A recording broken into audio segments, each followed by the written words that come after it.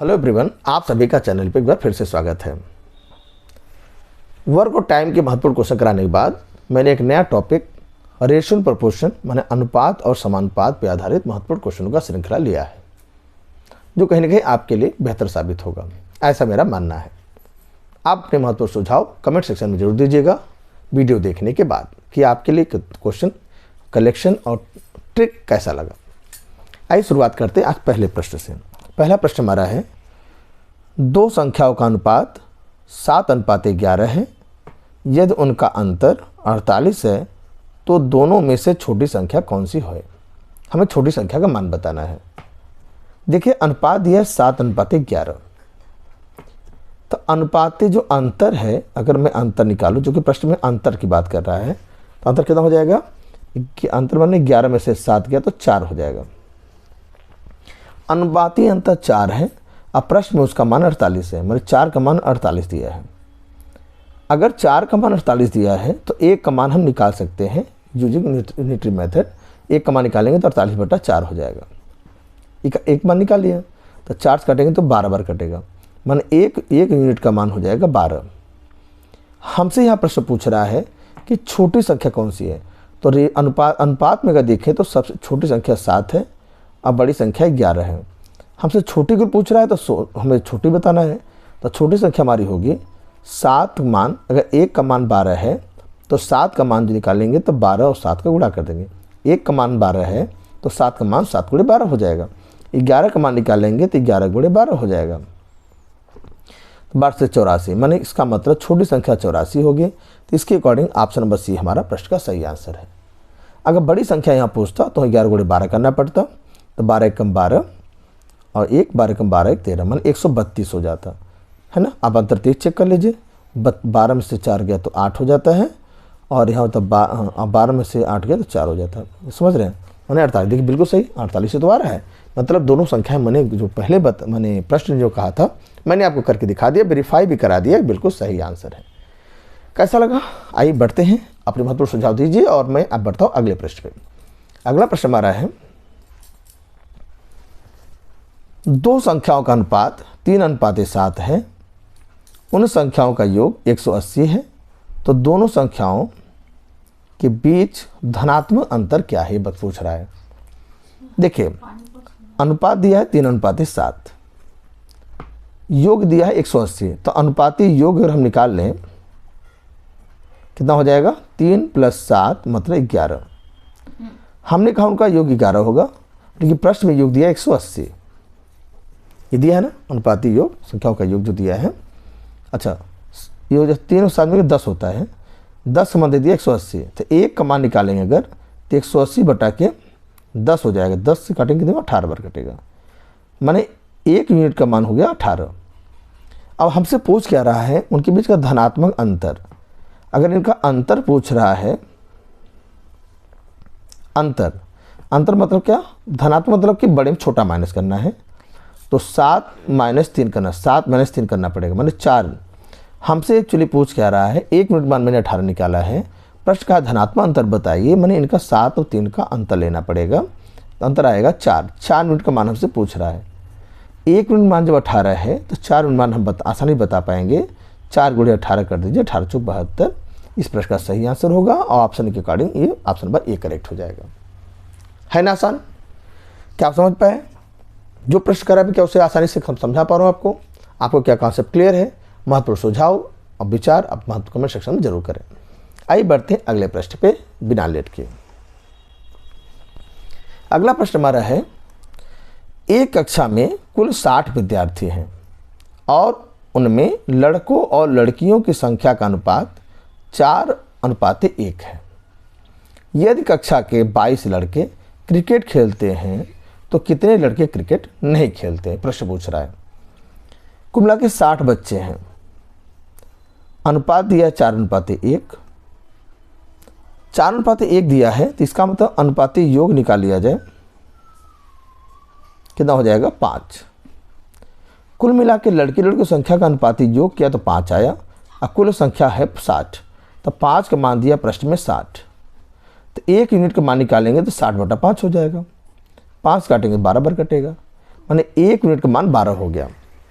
प्रश्न में यहाँ कह रहा है कि 22 बच्चे क्रिकेट खेलते हैं। तो हमसे मैंने लड़कों की संख्या पहले हम ज्ञात तो कर लें। लड़कों का जो अनुपात है वो 4 है। अगर 1 यूनिट का मान 12 है तो हमसे 4 यूनिट का मान पहले निकालना चाहिए। तो 4 यूनिट मान कितना हो जाएगा, 4 × 12 माने 48। कुल मिला के वहाँ 48 लड़के हैं और बची हुई लड़कियाँ माने 12। 1 यूनिट का मान कितना होगा, 1 × 12 मतलब 12 लड़कियाँ हैं, मतलब 60 हो गए। तो 48 बच्चों में से 22 बच्चे क्रिकेट खेलते हैं, अब बाकी नहीं खेलते हैं। पूछा कितने नहीं खेलते हैं, क्रिकेट नहीं खेलते हैं।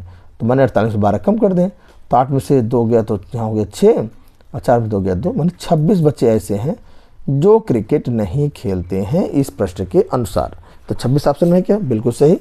अगर है ऑप्शन में तो ऑप्शन सी करेक्ट होगा। कैलकुलेशन यही कह रहा है मेरा, सही एकदम। समझ गए आप, बहुत आसान है, आसानी से एक बात समझने की जरूरत है। क्वेश्चन बड़ा है बट आंसर बहुत छोटे छोटे हो रहे हैं। मेरा प्रयास है कि आपको आसानी से कम शब्दों में पूरी डिटेल को बता पाऊँ। बढ़ते अगले प्रश्न में 3 संख्याएं इस अनुपात में हैं, तो छोटी और बड़ी संख्या के बीच का अंतर भी 12 है। अनुपात दिया है, भिन्न मान में दिया है और उनका अंतर दिया छोटी और बड़ी का। तो बीच वाली संख्या को बतानी है कि इन दोनों में जो मिडिल वाला नंबर है वो बताना है।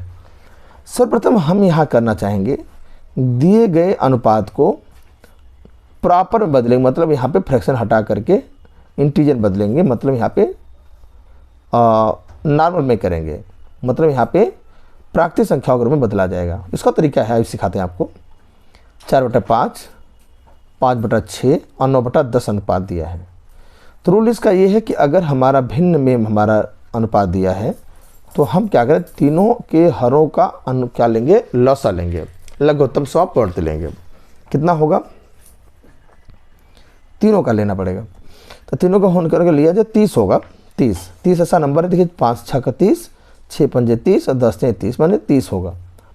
जो भी आया उसी से सब में करना होगा गुणा। जो भी लसा आया तीनों का, उनका लसा जो भी LCM जो आया मैंने 30 बताया, तो 30 से सब में गुणा करना होगा। आइए गुणा कर लेते हैं, 9/10 × 30। अब सॉल्व कर दीजिए, 5 × 6 = 30, 6 × 5 = 30, 10 × 30 कितना आया, 6 × 6 = 24, 5 × 5 = 25 और 9 × 3 = 27। मैंने इनका अनुपात एक्चुअल में जब देखा जाए तो 24:25:27 है, जिसे का मतलब कि भिन्न मान इस तरह से लिखा हुआ था। तो प्रश्न में ये कह रहा है कि इसमें देखिए, अब देखने से मालूम हो गया सबसे छोटा 24 है और सबसे बड़ा 27 है। प्रश्न कहा है कि छोटी और बड़ी का अंतर तो सबसे बड़ा है 27 है। अंतर की बात करें, अंतर मतलब बड़ा माइनस छोटा होता है, तो बड़े सबसे बड़े में 27 और सबसे छोटे 24 का अंतर कितना हो जाएगा, 3। हम कह रहे हैं कि उनका अंतर 3 है, अब प्रश्न में उसका अंतर दिया 12। अकॉर्डिंग टू जो अनुपात होगा 3 होगा, लेकिन प्रश्न के अनुसार उसका मान 12 है। अगर 3 यूनिट का मान 12 है तो 1 यूनिट का मान निकालेंगे तो 12/3 हो जाएगा। 3 × 4 = 12 मतलब 4 होगा। 1 यूनिट मान 4 आ गया। प्रश्न पूछा है बीच वाली संख्या बताइए। बीच वाली संख्या हमारा 25 है, तब 25 का मान पूछ रहा है, तो 25 यूनिट का मान निकालेंगे। 25 × 1 यूनिट का मान, 1 यूनिट का मान 4 है, तो प्रश्न 25 × 4 = 100। तब प्रश्न का सही आंसर होगा, जब बीच वाली संख्या होगी कितनी हो जाएगी हमारी, 100 होगी। और 100 option according B option correct होगा, जो कि ऑप्शन में बी करेक्ट है। तो ये रहा नेक्स्ट अभी तक का बेहतर क्वेश्चन। अब बढ़ते हैं एक लास्ट क्वेश्चन पे, और फिर अगले वीडियो में आपको मुलाकात होगी। लेकिन चलिए लास्ट क्वेश्चन को लगा लें, उसके बाद लास्ट क्वेश्चन हमारा क्या कह रहा है, देखिए। 3 धनात्मक संख्याओं का अनुपात 4:5:7 है। यदि उनके वर्गों का योग 15,210 है, तो उन संख्याओं का योग क्या होगा। संख्याओं का योग पूछ रहा है और वर्गों का योग प्रश्न में दिया हुआ है, अनुपात भी दिया है। अनुपात क्या दिया है, 4:5:7। अगर इस अनुपात को हम प्रॉपर नंबर लिखना चाहें तो ऐसा लिख सकते हैं, 4x, 5x और 7x लिख सकते हैं। ऐसा इसे लिख रहे हैं क्योंकि वर्ग की बात कर रहा है, तो वर्गों का यहाँ योग बात कर रहा है। प्रश्न कह रहा है कि इनके वर्गों का योग माने पहले का वर्ग, दूसरे का वर्ग और तीसरे का वर्ग, और योग मतलब प्लस लगा दिया। क्या दिया है, 15,210। 4 का वर्ग 16 होता है, 16x² हो जाएगा, 25x² हो जाएगा, 7 × 4 = x² हो जाएगा। 15,210। जोड़िए इसको, 25 और 16 मिला 41 होता है। 41 और 9 जोड़ेंगे तो 50 होगा। 50 और 40 जोड़े 90, 90 एक्स स्क्वायर होना चाहिए। मिला लेता है फिर से, 25, 16, 41, 41 और 9 जोड़ेंगे तो हो जाएगा 50 और 40 90। ठीक है, 15,210।